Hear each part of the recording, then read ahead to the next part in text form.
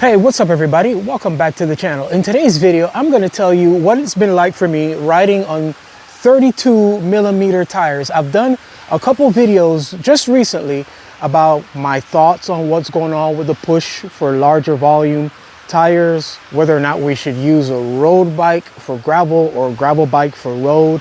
And in both of those videos, there was a lot of cross topics, I guess is the way how I'll phrase it, about a lot of the new trends regarding what is clearly something happening in the industry. Even over the last week and a half, there's an article that came out. A few people have been talking about it. I don't even remember the publication, where the declaration was that 40 millimeter tires are better for almost everyone.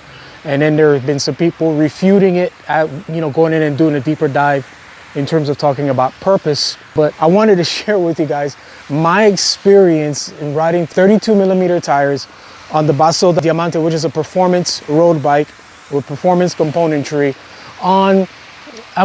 It was kind of like a mid to high tempo group ride. Definitely was not a fast group ride, but it was fast enough, performance oriented enough. And there was a section on the ride where I definitely had an opportunity to see how the bike would perform with acceleration and at speed. Before I get into that though, I wanted to go back a little bit, because nowadays I think social media kind of like fans the flames of information and change more so than what we experienced in the past. For example, when I started, we rode on primarily kind of like 19 millimeter tires. I know that sounds outlandish today. And 21 millimeter tires. And then there was kind of like a slow creep. There was really a very slow creep to get to 23 millimeter tires. In fact, a lot of people kind of like pushed back against 23 millimeter tires back then, believe it or not, believing that 19 millimeters pumped up at like 120 PSI was gonna render a faster performance with the bike because of a smaller contact patch, narrower profile. And that's kind of like what we got along with. So 23 millimeters really like rule the roost for a long time once they came in and kind of like established a stranglehold. And then you'd have the outliers like 22 millimeters, 24 millimeters, that kind of stuff. But it was 23 millimeter tires for the longest time. And the thing about it is that aside from the most extreme cases of people doing like long distance rides, ultra rides, randonneering, where they would maybe slap some 25s on there, it was all about 23s, right? And not to mention that was kind of like what bikes were designed around, to be able to 23 millimeter tires. Then when 25 millimeters started gaining an acceptance and people started like, well, maybe this may be even better. I think before 25 millimeters even had an opportunity to become kind of iconic, 28 came and like, rah. Goodbye 25. So 25 millimeter tires did not get to enjoy the longevity, I would say, that 23 millimeter tires did. And 28 kind of like came in real quick and established themselves as like the new standard for what road cyclists should be using in terms of their performance. And 28 has been doing a really good job of fending off the 30, 32, 34 kind of type of crowd. So I have been riding on 28 millimeter tires for the last year, maybe last year and a half, on all of my road bikes, regardless of capacity. This bike easily takes 32s in the front. I could probably get 34s in the front. The back may be a different question. I don't think I could get much more than what I have in the back. So we'd say the capacity of the Basso Diamante is 32s, but then I've got the Basso SV inside on loan to me that I've been riding around, and I've been riding those on 28s. The claim is that the bike can take 35s. I'll see what happens when I put a set of 32s or 34s on there and see what that actually does. But anyway, I'm getting, that's enough of, the intent of the video and a little bit of history. What I'm going to do is I'm going to share some footage, and I'm going to talk to you guys about what it felt like, my kind of evaluation of 32 millimeter tires in certain criteria that I consider to be really important. All right, let's go. The tires are the Pirelli P0 Race TLR in 32, ran tubeless using Joe's No Flat, specifically the Road Leader sealant. And I do have an Amazon link in the description for this sealant. Please check that out. The wheels are the Elitedrive G45. I have recently reviewed these on the channel. I'll post a link to that. They are an all-road, kind of like a light gravel wheel set with carbon spokes, which is one of the things that makes them unique for a gravel off-road type of wheel. And they run ceramic bearings. The dimensions are 24 millimeter internal, 31 millimeter external, 45 millimeter depth. They're very sweet hoops. For those familiar with the channel, you know that this is a Basso Diamante equipped with Campagnolo Super Record 12-speed EPS. The rear cassette that I'm actually running on here is a 1025 courtesy of the Campagnolo N3W hub, and I'm also running a 5236 chainring up front. All right, let's talk about the ride.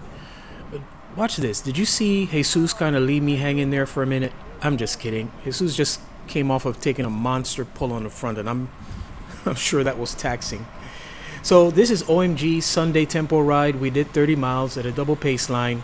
I actually rode to the ride and back, which gave me a few extra miles, and I averaged 19.7 miles per hour for the 36-ish or so miles that I did.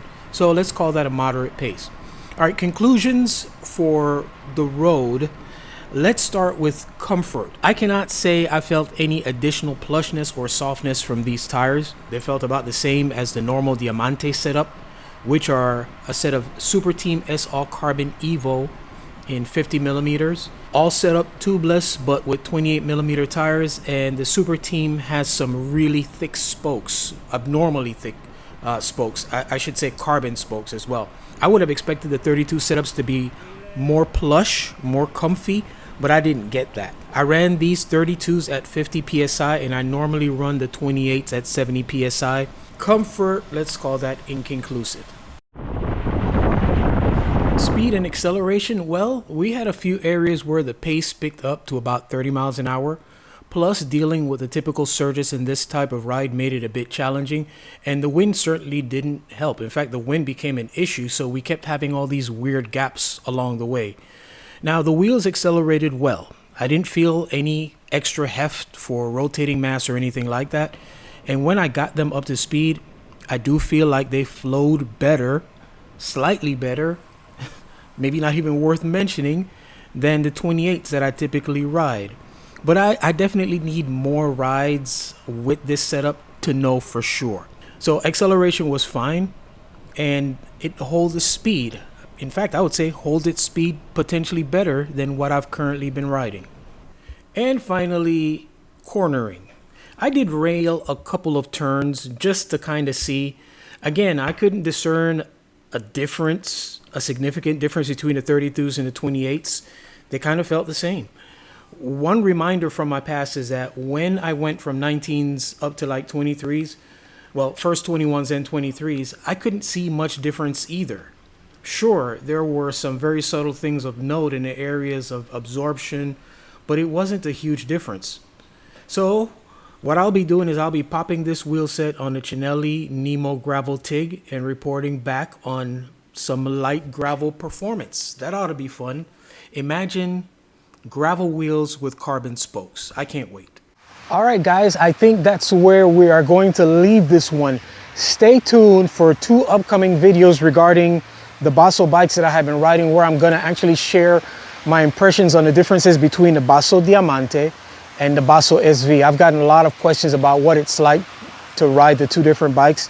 And, you know, I don't want to be cliche in saying that the Diamante has grown on me, but it's one of those bikes that is like, the more that I ride it, the more I'm able to extract performance out of the bike.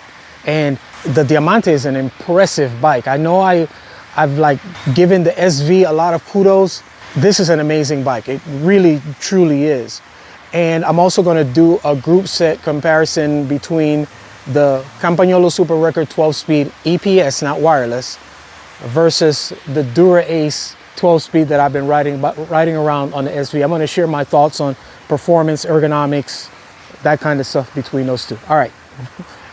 All right, guys, as always, thank you for continuing to support our channel by watching these videos, by liking, commenting, and subscribing. As always, our aim here is to inform, instruct, inspire. Be blessed.